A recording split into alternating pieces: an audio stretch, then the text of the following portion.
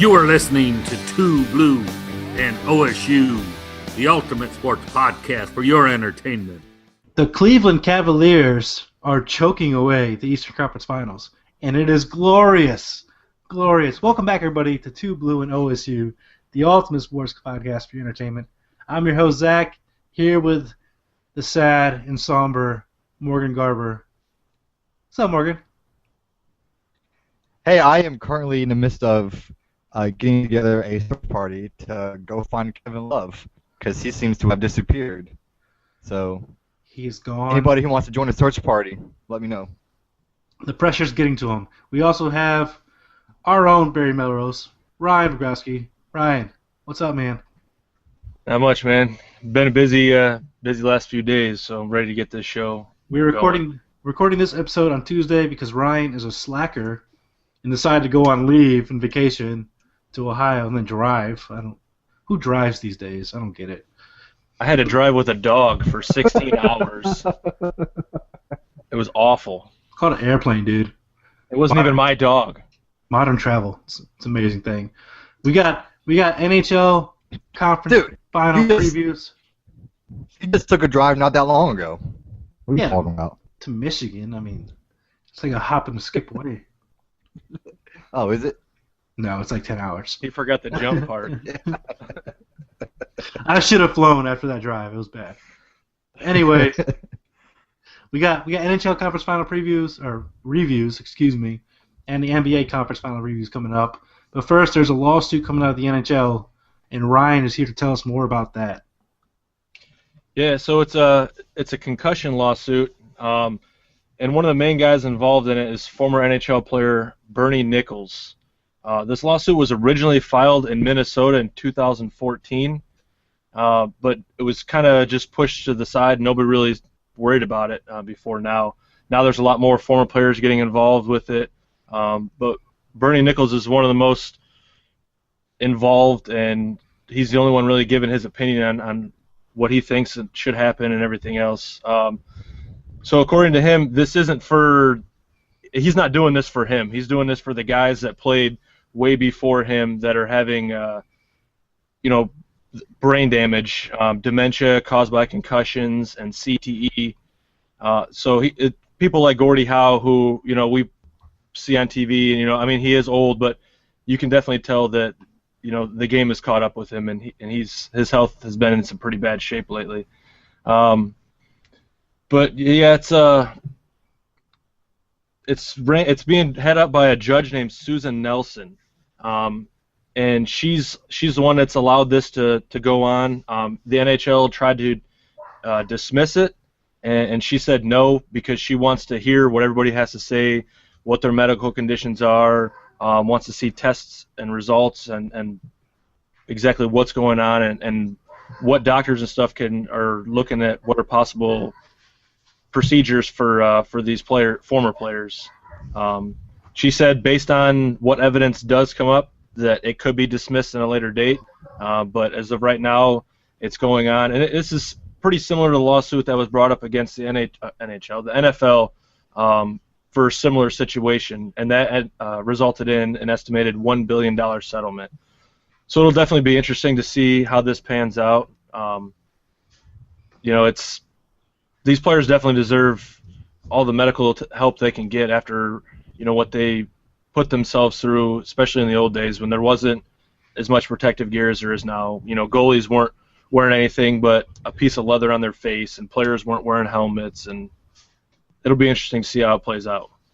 Now, this is obviously fallout from the NFL concussion lawsuit, and I expect more contact sports to follow this lead.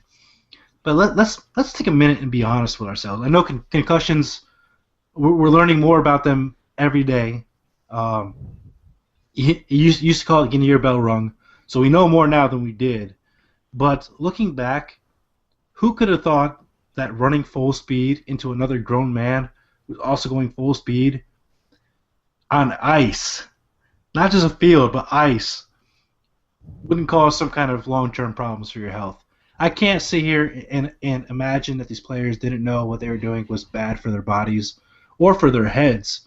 I mean, we may not have known what to call it or the full effects, but you can't sit there and say I didn't know it was bad for me. Come on. I mean, you get thrown into the boards, and you don't even hit your head. You might hit your back or your side, and that's painful enough. So imagine when you're getting your head slammed into the boards, or you're falling on the ice and somebody hits you in the head, or a puck hits you in the face or in the head. I mean, that's I don't understand how people didn't understand that this was going to affect them later on in life. Yeah. I actually brought this up to you because I wanted you to talk about it in your intro. This is similar to what's going on in the NFL. A concussion as a whole is becoming a pretty big thing. I know they just passed a rule in youth soccer to where you can't even head a ball until you're a certain age or playing at a certain level. So soccer's already taking the steps, which they say the top 2 sports that have issues is soccer and cheerleading. So it's a big deal. Yeah, it was a study done. Numbers say concussions mostly happen in soccer and cheerleading. I don't know, but I just found it really interesting because for me it's hard to pick a side. Either you pick a side with the league or you pick a side with the players. So the players know what's going to happen, but now that some years passed, they want to get money back from it. They want to, I didn't know that this is going to harm me. But on the other hand, it's how safe is the league trying to make it? I know the NFL just came up, just came out with a big cover-up, which we'll probably talk about in our next week's episode once more stuff comes out. But there's a big cover-up going on, so it's like, how much is the league actually doing to pretty much make player safety better? So you always have to pick a side. Are you with the league or are you with the players? I told you not to even mention that report. It's one. We don't know anything about that yet. What's I say? We're a little premature there. It's one report. I mean, obviously the fallout of that could be huge and could give me what I want. That's a pretty big thing, though. Yeah, but we don't know anything about it yet. We're not reporting gossip. We're reporting sports news. Come on, man. Be above the nonsense. We're better than ESPN.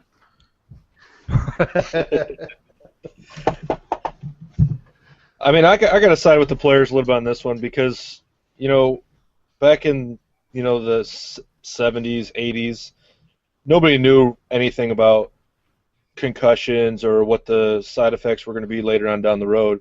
The league should have something in place to where, they help these players out. I mean, these players give all this time and what they've done for the league, contributed to the league, help make it what it is today, and then they retire and they just get kicked to the side like they were nobody. So I mean, it does suck in that sense, but yeah, I mean, I don't know what the league plans on doing about it. We'll see. More to come on that topic as well. We'll follow the NHL concussion lawsuit and the fallout potentially of this NFL report that came out. Let's go ahead and move on now to the NHL conference finals.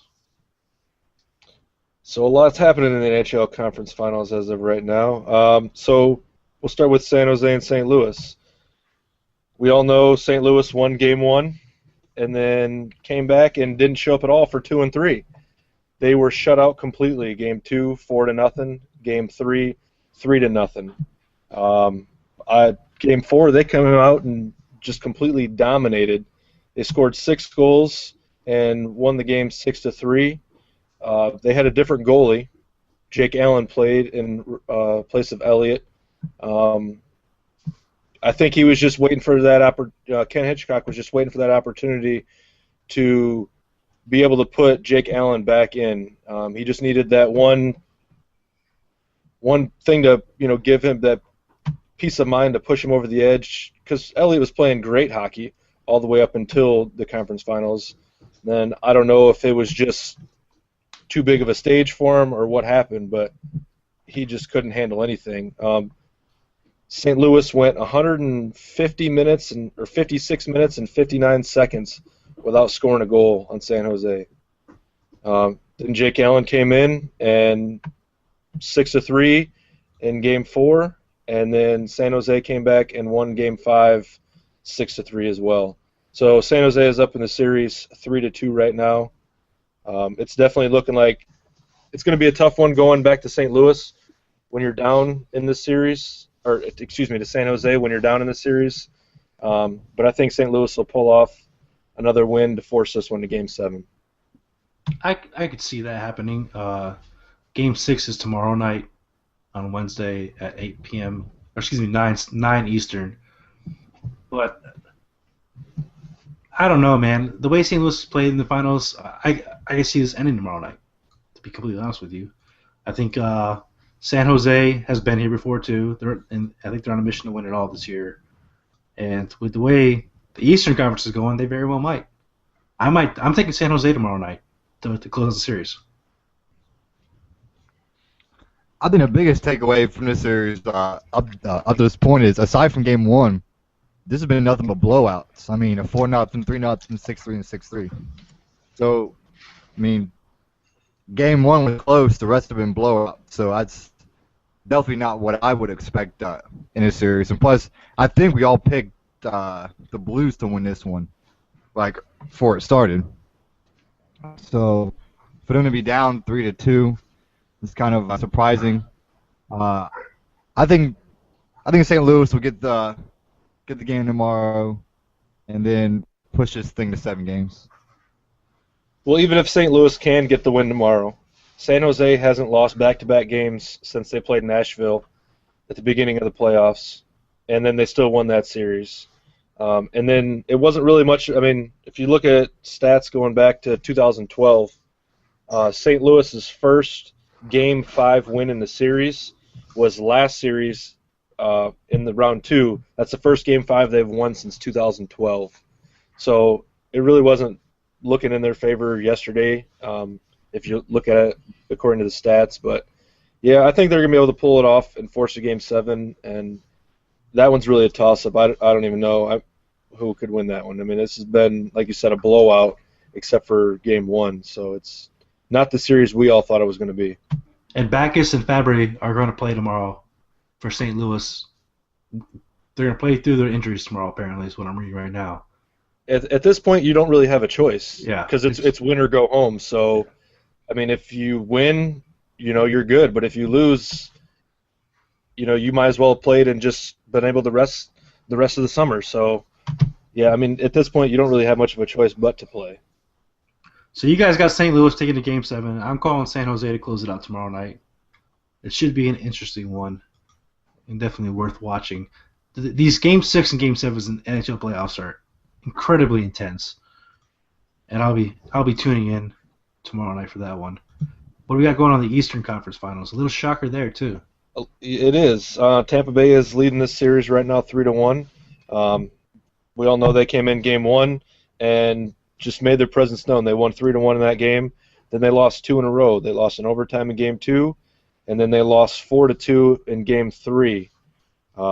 They came back on Game 4 and won 4-3. They came back and won in overtime on Sunday night against 4-3 as well in overtime. And it's been a really back-to-back series. I mean, it's not really showing on the scoreboard how the teams are playing against each other. If Kucherov scores in a game, Tampa Bay has not lost a single game this postseason if he's scoring. So the games that they lost this series so far, he didn't score a goal. They came back in Game 4, and he scored 2 goals. And then he scored again in Game 5. So as long as he's on his game, I think Tampa Bay is going to take this one. I still think they're going to win this series overall. And I think it's going to end tonight, 8 o'clock. Yeah, that game is tonight. Sorry, I saw something that caught my eye. The game is tonight, 8 o'clock Eastern, 7 for us Central folk. And the Penguins are starting the rookie in goal, Murray. So I'm going to lead towards Tampa Bay with a rookie goalie in nets, in between the pipes. And especially this late in the series when he's never felt this kind of pressure before. So yeah, I think series is closed tonight. I think both series end in 6, and I got Tampa Bay against San Jose for the finals. which sounds disgusting, to be completely honest with you. I think I'll go with Tampa Bay to go ahead and close this one out tonight. They were in the same spot last season in the Eastern Conference Finals against, I believe it was the Rangers, and they came out and lost that one. They rebounded in Game 7, but I think that they'll do a little bit better this year. They'll go ahead and close it out tonight. I think Tampa Bay. This has been a lot better series out of the two series, and this has been probably the toughest matchup that Tampa Bay has had to deal with up to this point, with sweeping the first two rounds. So it's definitely a much-needed test for him, kind of like what the Cavaliers are going through. Definitely having that test and get ready for the finals. So I think Tampa Bay will close out tonight. I don't think Tampa Bay would win this series if rounds 1 and 2 would have been more challenging for them. Because the way the Penguins play, they're extremely fast and they dominate on the puck.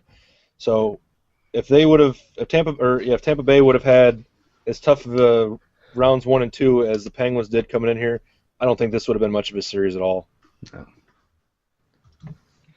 So we the have. only way Pittsburgh really has a chance is the Penguins really need their starters to show up. They definitely need Crosby to have probably one of his best games to give them a chance to force a Game 7. They need Phil Kessel to show up. Phil Kessel has been dominating for Pittsburgh. He's playing a lot better than Crosby or Malkin. Phil Kessel is going to be if they win it, it's going to be because of him. Well, either way, on Sunday we'll have a full review for you on how these ended.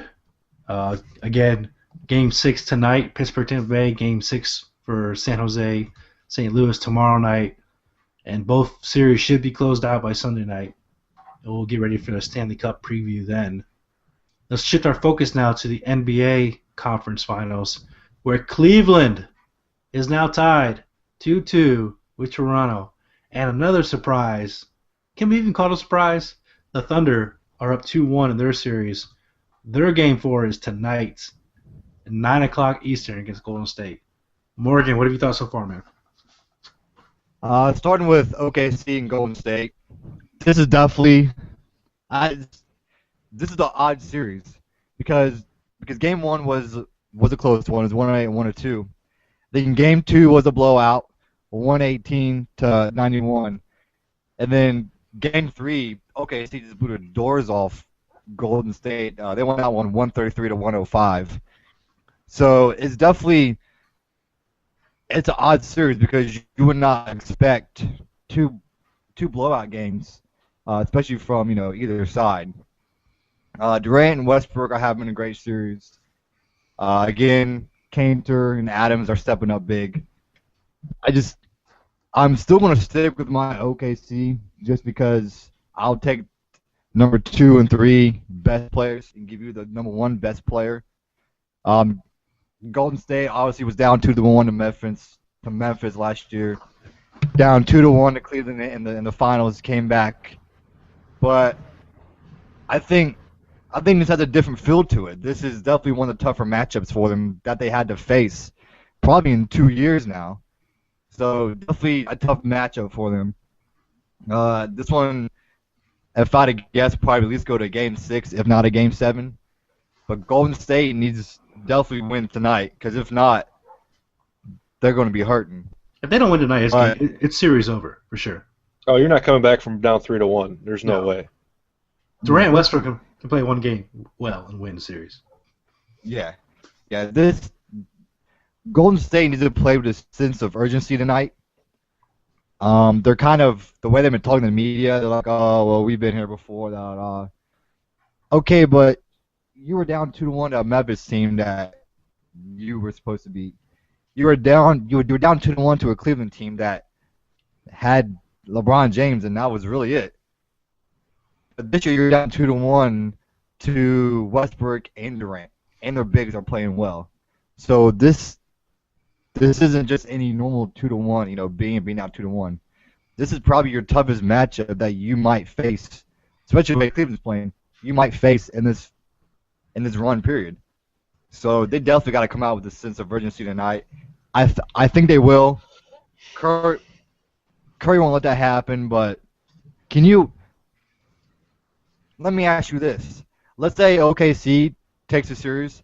Does this take away from their 73-win season?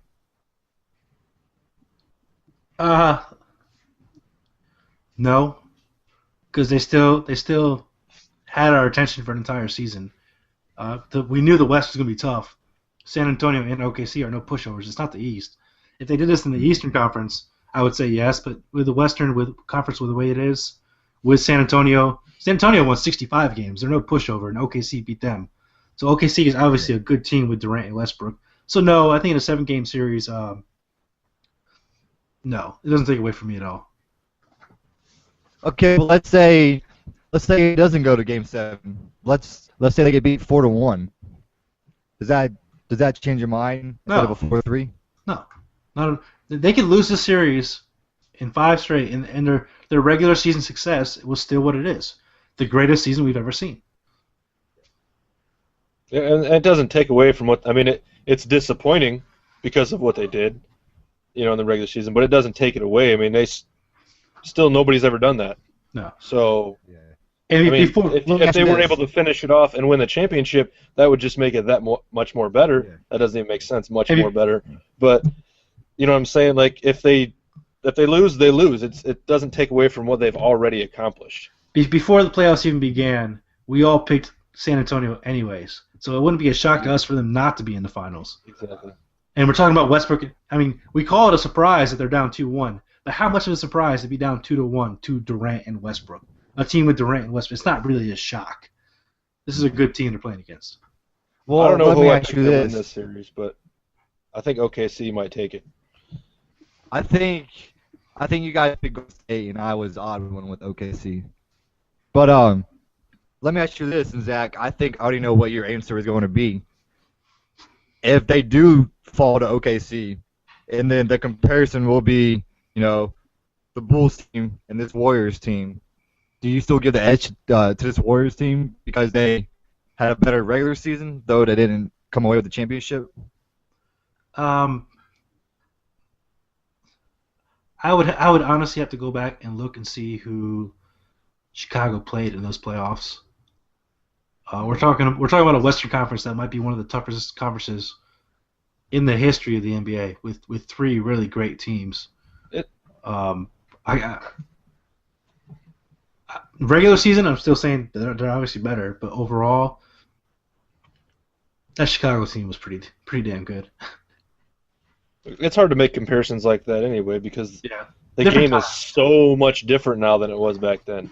So much different. So, I hate comparing eras. That's the hard thing is trying to compare. Yeah. What's the hard thing is trying to compare 2 different teams from 2 different eras. And, we got people saying, the Warriors would shoot lights out against the Bulls, and the Bulls, we would shut down Curry, and it depends what era you're playing in, rules you're playing in. So it's going to come down to the championship. That's what people are going to tell you anyways. Yeah. Oh, the Bulls won a championship, so they're the better team. The majority of the people are going to say, the Bulls were their team because they won it all, but it still doesn't take away from what Golden State did and the fact that they have more regular season wins than anybody else. They're going to say that because they're all Michael Jordan jock riders. All right, let's be honest. Everybody that's a basketball fan is. That's Michael Jordan jock riders, and I can't stand those people. Let's move on to the Eastern Conference, though. Okay, well, let me ask you one more question. Do you think Draymond Green should have been suspended for the game tonight? For kicking the guy in the nuts? Heck yeah. He should have been gone. Okay. Of course. Because I'm highly pissed off that Dante Jones gets suspended for 1 game, which was a clear hit in the nuts. He had a bald fist and hit him where the sun don't shine. But you're going to tell me that Draymond Green is available for the game when he kicked the dude? He still caught somebody right in the nuts. And you're going to let him play because you don't want to sit him and ruin the series? Oh, that's stop. Freaking garbage. Oh, stop. That's stop. That's BS. That's bull belief as well. I'm a conspiracy theorist in sports to the extreme, and even I'm telling you to stop. Just stop. You're ridiculous. One is a punch to the nuts. The other could be looked at as an accidental kick, which I don't think it was. But No, that's not. Oh my God. I mean, you're on my side, but I don't consider that an accidental. He knew his leg was between his thighs, and he raises.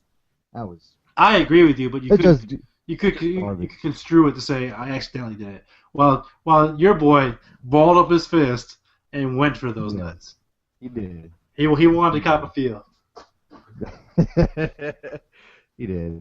I just find it garbage. Out one is out one game, the other one isn't. But moving on to Cleveland. Yeah. But those Raptors, they got 2 wins. Kevin Love, where are you? Kyrie Irving is possibly, like regular season number wise, was I believe the 3rd worst defender in the league. So you're banking on LeBron James to guard 2 guys. So when DeRozan and Lowry are both going off, and Kevin Love isn't giving you 7 points a game, 10 points a game, getting out rebound. Thompson is getting out rebound, manhandled by Bismack Biyombo. I'm at a loss for words. We all thought it would be, if not a sweep before one. We all gave the Raptors probably winning the first game back. No. Ryan said I gave the Raptors 2 wins. He did. Oh, you did. Ryan called it. You did. But Kevin Love went 3 for 13 in Game 3, 4 for 14 in Game 4. I guess he suffered some sort of injury and didn't play the 4th quarter. But of course he did.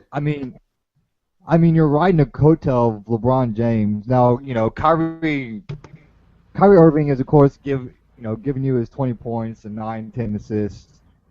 But he's a liability on the defensive end.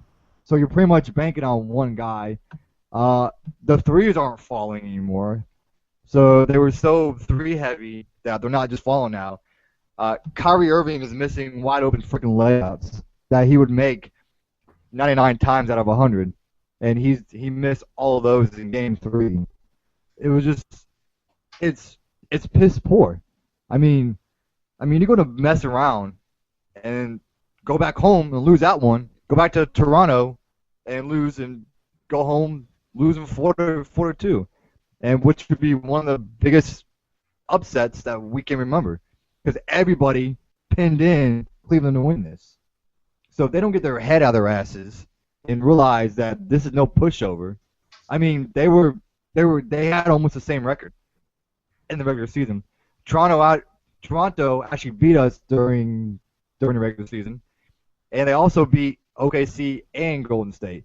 So the Raptors are no pushover, but Lowry and DeRozan are finally finding their form. They're 5-1 when they both combined for like over 60 points, which the past 2 games they've been over 60 points. So, that's what I said the key was, Lowry and DeRozan. And right now they're shooting lights out, being back home, and we could easily lose this. Oh, and how sweet would that be for me? Oh, I would cheer and dance. I'd give a little jig. A little what? A little jig. Nobody even gave Toronto a chance to beat Miami. And no. Here they are up in the series against Cleveland. So I had Toronto over Miami, but I didn't have them this far. Hey, who could have seen that Cleveland's 3-point shooting wasn't sustainable? Oh, that's right. Yeah. Everybody outside of Cleveland. Everyone who's not a LeBron, Jock Ryder, or a Cavs fan looked at the 3-point shooting and said, "There's no way they keep that up." And yet you guys are the J.R. Smith team with J.R. Smith on your team. You look great for like 5 games, and then you go on a 10-game stretch where you go 3 for 97. So J.R. Smith, you guys are so J.R. Smith. That's Cleveland in a nutshell. That's kind of been the regular season. Hell, they shot 32% from 3 in their last game when they were when they were damn near shooting 50%. And I think they're shooting 27 during the season, right? 27 was their percentage team-wise for 3? Yeah. Yeah. So they're hovering right around. I mean, they came back down to reality. Yeah. So, I mean, change your I'm game just calling it plan. what it is. I'm they. Sorry, go ahead. Change your game plan or find yourself at home with the rest of us. Yeah. You gotta do. I'm just so frustrated because this should have been. I mean, okay, give them one game, Ryan. You gave him 2 games, and I said a sweep. Ryan or Zach, you said one game. But tied at 2-2. Are you kidding me? Against a broken team, both physically and mentally. It's awesome. I'm loving it. Yes. It is. It's amazing. I'm You let cherishing. a guy should have named predicted- Bismack Biyombo I should have predicted have Toronto to 26 win. rebounds. The Dan Levitar show did say Yambo is playing like a beast, and he probably was going to dominate the boards. So I will give Dan Levitar his credit where it's due. They did predict that. Not like this. Yeah, I didn't see that one coming. I believe the last game he out rebounded Cleveland by himself. I mean,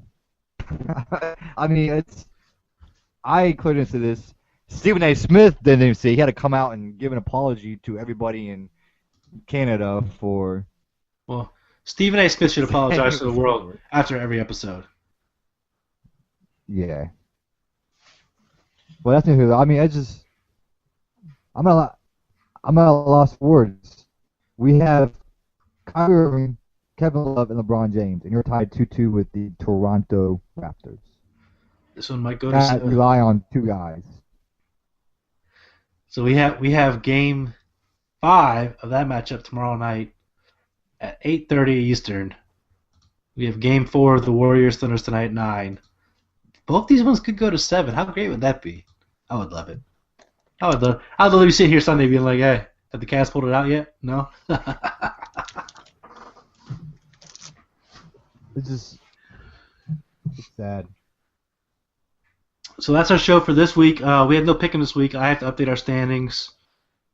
I'm in the process of moving to Guam, so forgive me. That's no excuse. Stuff is getting misplaced, all right? Hey, real quick before we end, I wanted to just say Canada won the International Ice Hockey Federation Championships. I saw that. They won the gold, Finland won the silver, Russia won the bronze, U.S. finished 4th.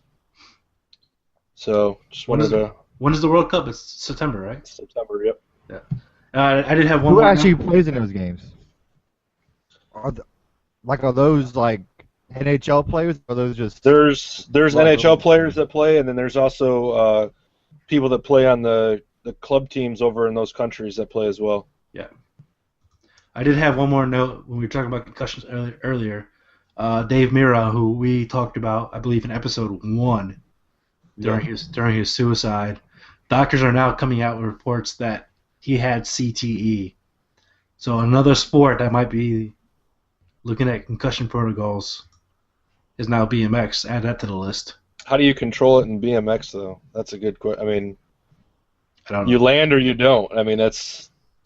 It's becoming an issue in every single sport, and I'm wondering what it's going to do to the landscape of sports in general. And I was It's going to because ask people you are that, getting too. bigger, stronger, faster, or like BMX are doing crazier stunts and stuff like that, and so the sports themselves are progressing, but the side that's supposed to be there for player safety or athlete safety, that's not progressing at all.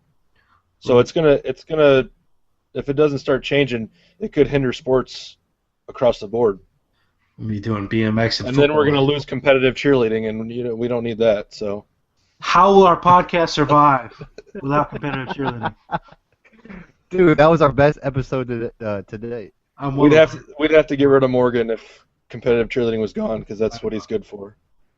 No, we got rid of our Competitive competitive cheer guy.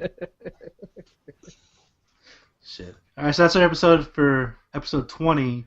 We got 2 more coming out this week. We're a little bit late, but we're adults. We have things. We're not pros at this. We're not sitting in a studio every day. We got other things going on. We'll get them out to you guys. Give us some feedback. Let us know what you like, what you don't like. Like us on Facebook, 2BlueandOSU. Follow us on Twitter at 2BlueandOSU. And we'll be back with baseball talk.